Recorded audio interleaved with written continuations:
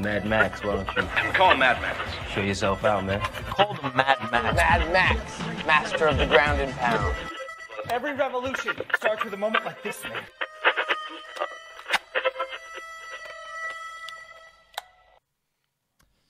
Et je propose qu'on lise aussi un autre tract donc, qui a été écrit, effectivement, le camarade qui vient d'en parler, qui s'appelle Émeutons-nous,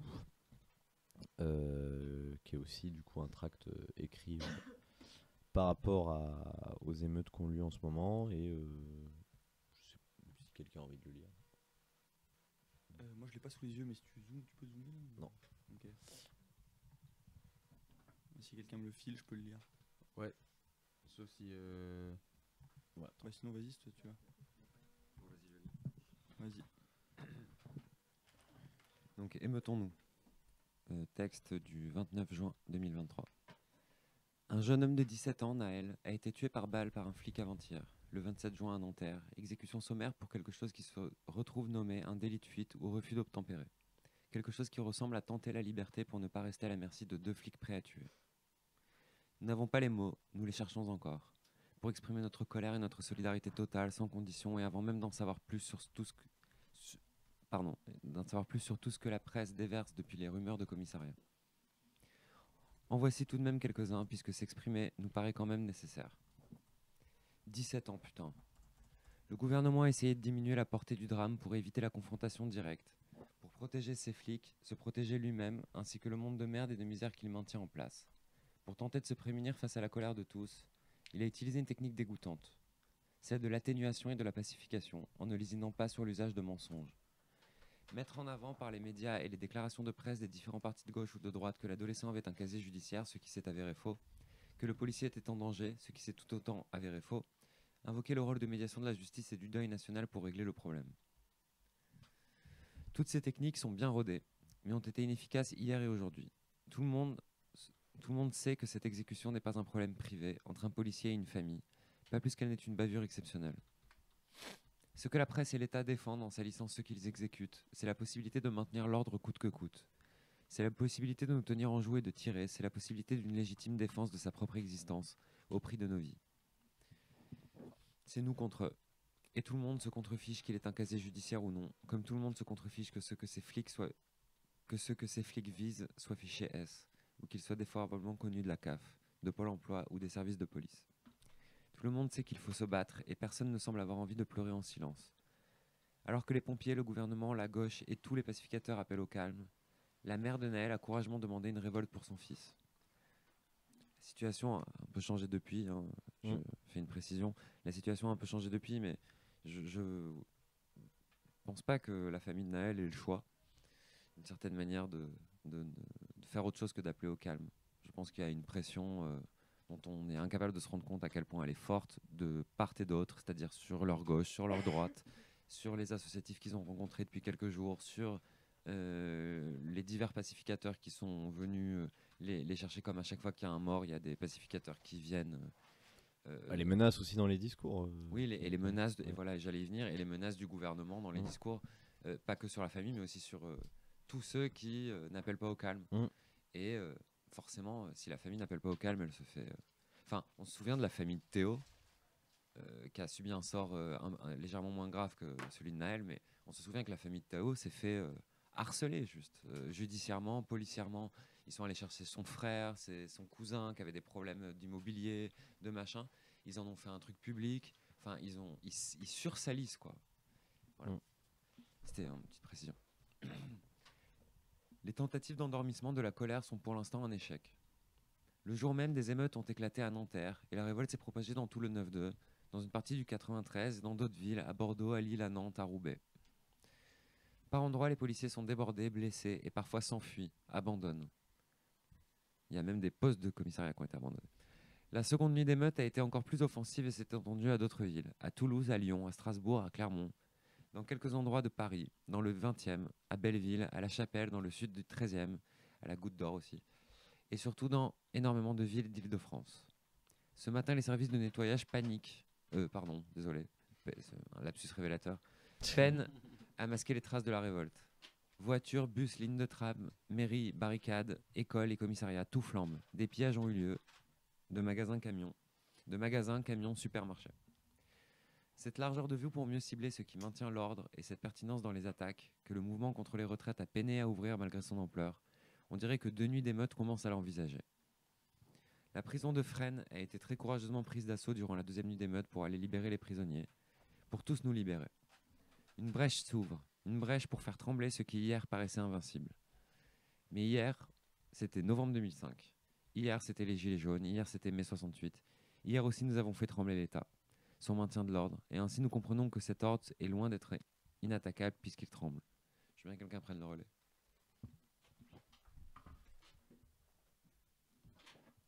Ça arrive.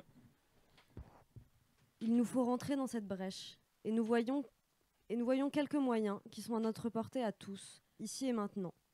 Nous souhaiterions, dans l'idéal, pouvoir dépasser ces quelques moyens à la portée de tous, et pour cela, il nous faut, comme les émeutiers de Nanterre, trouver des moyens nouveaux pour trouver de l'efficacité contre nos ennemis, la police de l'État, du capitalisme, de la démocratie, et plus encore contre l'apathie, la résignation, le suicide quotidien, le désintérêt collectif. Tout cela n'est pas normal et doit être combattu. Pour Naël, pour M tué dans le CRA de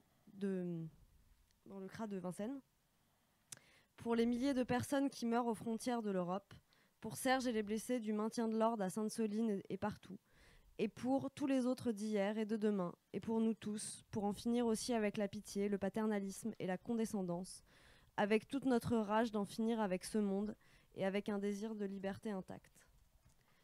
Dans cette lutte que nous allons être nombreux à mener, rappelons-nous toujours que l'ennemi que l'on a en face de soi, celui qui nous mène une guerre ouverte, n'est pas seul.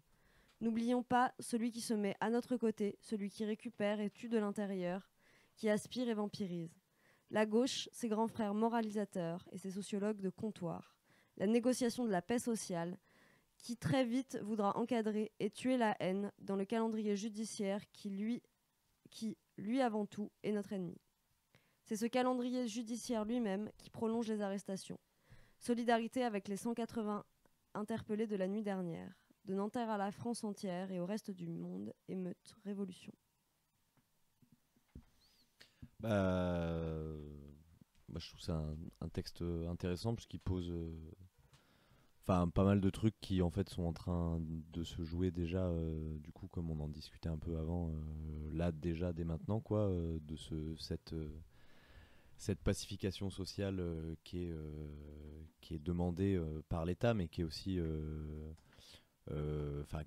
qui s'est jouée en fait aussi très rapidement quoi je veux dire que ce soit le jour de la marche blanche où il y avait des médiateurs de la ville de Nanterre qui avaient été dépêchés pour empêcher les jeunes de faire n'importe quoi. Ils se sont fait rouler dessus. mais on pense. Rentre dans eux, rentre dans eux. Ouais, c'est vrai, ce jour-là, il y avait plusieurs actants qui cherchaient à faire que ça n'arrive pas. Les gens de la manifestation, les gauchistes qui faisaient des appels au calme, les dealers qui faisaient des appels au calme, les médiateurs dépêchés par la ville qui faisaient des appels au calme.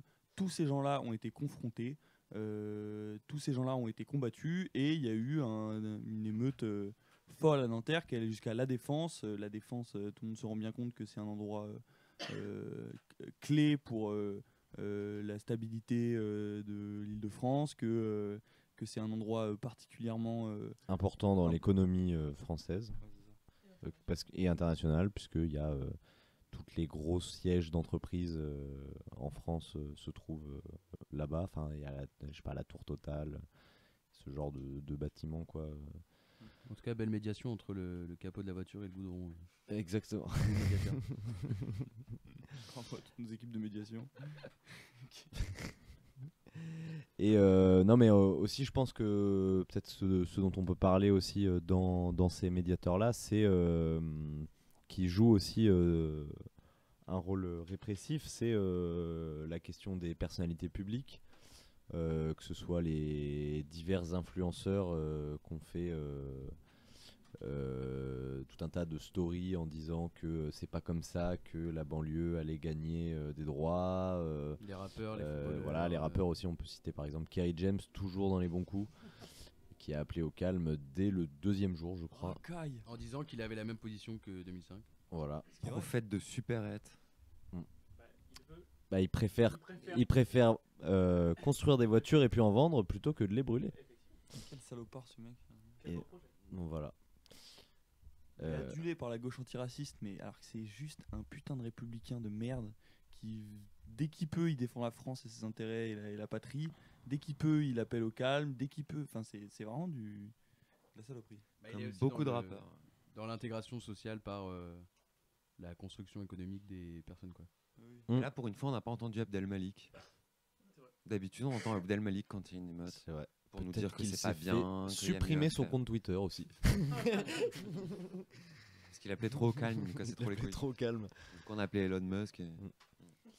C'est sur des trucs de liberté d'expression, il s'est fait censurer son compte. Non, ouais, c'est un track qui sort le deuxième jour, d'émeute, qui est écrit et qui sort le deuxième jour, et qui prend pas en compte du coup l'évolution au jour le jour depuis 5 jours là, où en fait il y a beaucoup de choses qui se jouent chaque jour, chaque jour où la tension redescend, chaque jour où aussi où l'État fait des pas en avant pour essayer de faire taire, par exemple limiter les contenus sur Internet, qui font aussi que il y a beaucoup moins de vidéos qui circulent, que il peut y avoir un effet de démoralisation collective entre les gens, entre les cités, etc., etc.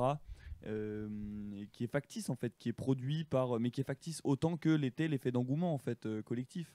Donc qui est factice mais pas tant que ça. Qui est aussi, ça se base sur ce ressort-là de diffusion de l'information très rapide, mais c'est aussi un des freins sur lequel l'État va jouer et qui risque d'avoir des conséquences. Et après, moi je trouve qu'il fait aussi un truc assez intéressant ce tract, c'est d'élargir la question du coup de la mort de Naël aux autres mutilés et blessés de la police et tués. Et aussi à plus généralement ceux qui se font tuer par l'État tous les jours, donc les enfermés, etc. Et du coup j'en profite pour enchaîner avec ça, sur le fait que la semaine, durant cette semaine d'émeute, du coup comme on a ouvert l'émission avec ça, donc il y a eu une évasion lundi au CRA de Vincennes, et en fait il y a eu aussi une évasion le jeudi pardon, au CRA du Mesnil-Amelot, ainsi qu'une évasion de Fleury-Mérangis, et que depuis vendredi, il y a vendredi, il y a des révoltes et des émeutes au CRA de Marseille, et donc que la révolte s'étend aussi au lieu d'enfermement, quoi. Et je trouve que c'est un truc qui est ouvert dans ce tract que je trouve intéressant. Et c'est la phrase, je me souviens plus exactement, mais tout le monde sait voilà, que c'est pas une affaire privée entre un flic et une famille. Et ça, pour le coup, c'est le truc qui fait que ça part en steak. C'est que, effectivement, ça, c'est un truc qui est partagé par tout le monde. Que c'est pas, comme l'État le voudrait, un rapport privé. Et qui va pouvoir gérer comme un rapport privé. Bah, non, c'est ce qu'il dit. ça va être un rapport général. Il dit ce qu'ils font maintenant, c'est plus pour Naël, je sais pas quoi. Mais c'est voilà, pas ça la question. C'est pour ça. C'est aussi pour plein d'autres choses qui font que la situation elle est insupportable, dont notamment le fait qu'il y a un gamin de 17 ans qui se fait buter par les flics, comme tout le temps il y en a qui les se font gens qui buter. disent c'est plus pour Naël, c'est qu'ils voudraient revenir à ce rapport-là privé. C'est qu'on défend juste Naël et ses intérêts et celui de sa famille. La question elle est plus large que ça en fait. Il mériterait aussi tout ce bordel en soi, mais. Oui, bah, exactement. Mais ce qui en appelle aussi à des ressorts de l'État pour gérer les situations privées, bah, il faut un outil public, qui est une institution, etc. Alors que là, c'est pas ça la situation, c'est pas ça le désir, c'est pas ça qui fait que les gens y bougent. C'est beaucoup plus large que ça. Et c'est aussi un truc qui est fondamental, que les droitards sont les premiers à critiquer, que même les gauchistes, des fois, ils aiment pas ça, etc. C'est un des moteurs de l'émeute, c'est aussi la puissance qu'elle confère, les barres que tu peux te taper à défoncer un truc, te rendre compte que tu peux rentrer à l'intérieur, choper tout ce que tu veux, faire des blagues, rigoler, être en colère, insulter les flics. Enfin, tout ça, c'est des moteurs de l'émeute qui sont très forts, quoi. Enfin, parce qu'effectivement, c'est des trucs que tu n'as pas tous les jours l'occasion de faire. Tu goûtes à quelque chose qui est quelque chose d'émancipateur. L'autorité se fait niquer, en fait, dans ces moments-là. Ça, c'est fondamental, quand même. Et c'est ça aussi qui change pas mal avec la manifestation. Parce que la manifestation, typiquement, elle cherche pas ça. Elle cherche pas à cette espèce d'engouement de locomotive là, qui fait qu'accélérer. On comprend qu'en fait, on peut tout vouloir, tout prendre, et niquer l'État. Et après, moi je pense que aussi un des trucs qui est intéressant un peu à se poser. Alors c'était un peu ça l'idée de la lecture du communiqué d'alliance, mais aussi de se poser. Parce que là j'ai vu, on vient d'en bas qui dit en ce moment les FAF en roue libre à Lyon. De se poser aussi ce truc-là d'une répression des émeutes qui viendrait de la droite et de l'extrême droite. Il y a aussi des citoyens Et organisés aussi. voilà, c'est ça. Donc, ce qui sera d'ailleurs le sujet du morceau d'ailleurs qu'on peut passer maintenant et ensuite on enchaîne sur cette discussion. Mais quand tu dis les FAF en roue libre à Lyon, c'est juste, tu peux préciser un petit peu pendant qu'on écoute la musique. Bah, ce qu'on peut dire, c'est que sur ça. Ouais, vas-y. Ah, ce qu'on peut dire sur ça, c'est juste que à Angers ou à Chambéry, tout ça, il y a eu des milices d'extrême droite qui ont tourné dans la qui se sont fait éclater. Dont certaines qui se sont fait éclater, effectivement. Mais je propose qu'on passe la meilleure des polices de La Rumeur et qu'on enchaîne.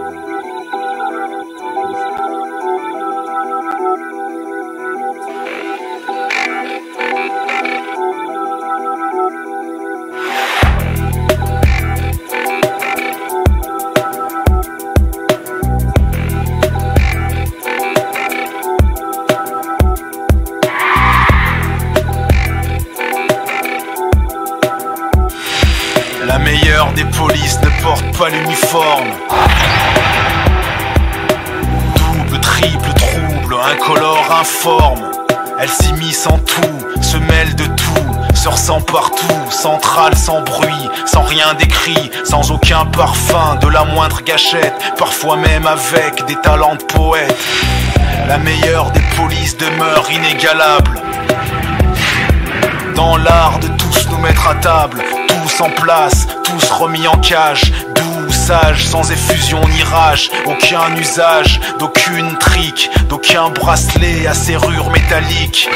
La meilleure des polices n'extorque pas de renseignements, elle ne gâche pas son temps, des heures durant au fond d'un poste puant à faire couler le sang du dernier schlag échoué en cellule de dégrisement.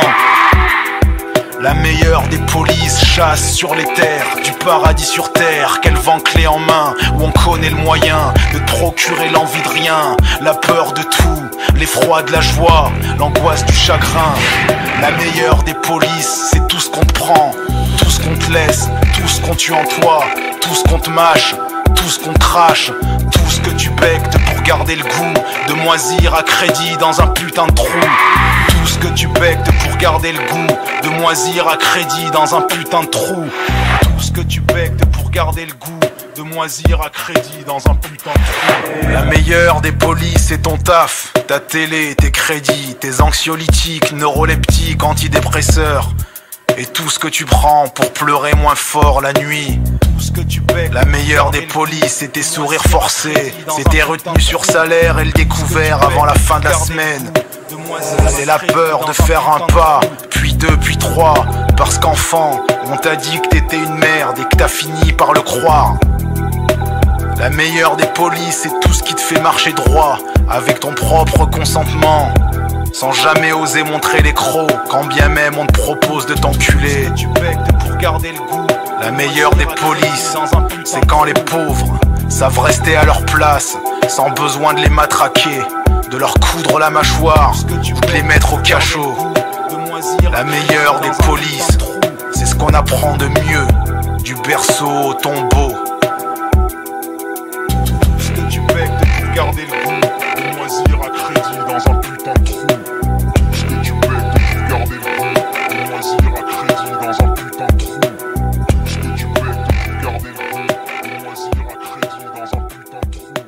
Tout ce que tu bectes pour garder le goût de moisir à crédit dans un putain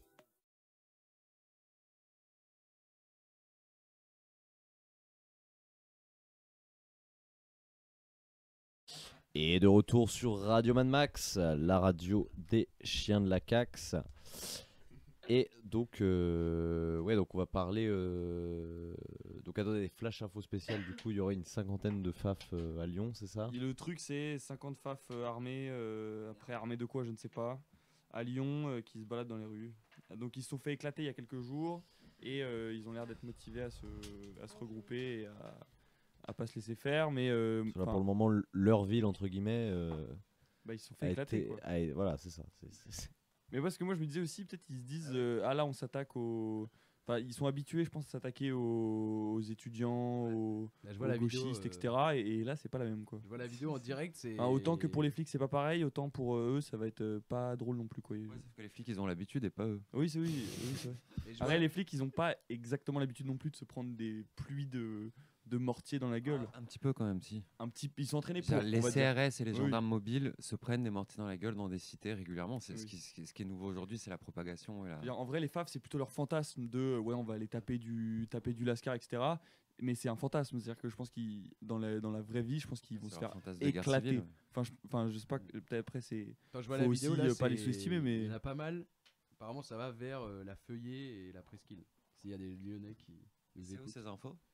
Bah c'est sur la page Lyon Insurrection là sur Twitter, mais après ça. Moi je cherche dans la presse et tout ce que je trouve c'est qu'un dispositif incendiaire a été retrouvé au domicile du maire de Charlie dans je sais plus quel département. Incroyable. Voilà, ça c'est une information sûre. Et première tension signalée à Montpellier, apparemment. À 32 secondes, on est dans le direct. Tension extrême. Tu prends ton billet ou... Scène de chaos ou pas encore scène de chaos? Alors je pense que ces tensions sont en marge des tensions. Je pense qu'il faut faire attention. La situation est incontrôlable. Le 14 millième feu de poubelle sur des voies de tram est en train de brûler. Première tension. Non, après, moi j'ai vu un truc drôle quand même. Tension en marge d'une émeute. Ça, on pourrait parler de cette appellation-là quand même qui est assez incroyable. Je vois tes trucs tout le temps dire en marge de l'émeute. Les gens ils ont pas compris en fait ce qui se passait, je crois. En marge. Mais déjà, la question de la marge de la manifestation, c'est souvent des conneries, quoi. Mais là, effectivement, c'est tellement absurde. Oui, c'est toujours des conneries, mais après, il peut y avoir une espèce de tension à l'intérieur de la manif, entre les gens de la manif. Et là, on peut dire qu'effectivement, il y a des gens qui peuvent être pour que ça se bouge, et d'autres qui veulent juste bouffer leur hot dog de la CGT, chanter des slogans pourris. Mais là, c'est vraiment c'est absurde, quoi. Ce qui se passe, c'est des émeutes. Il n'y a pas de marge de l'émeute, quoi. Il se passerait des trucs pires que dans l'émeute, quoi.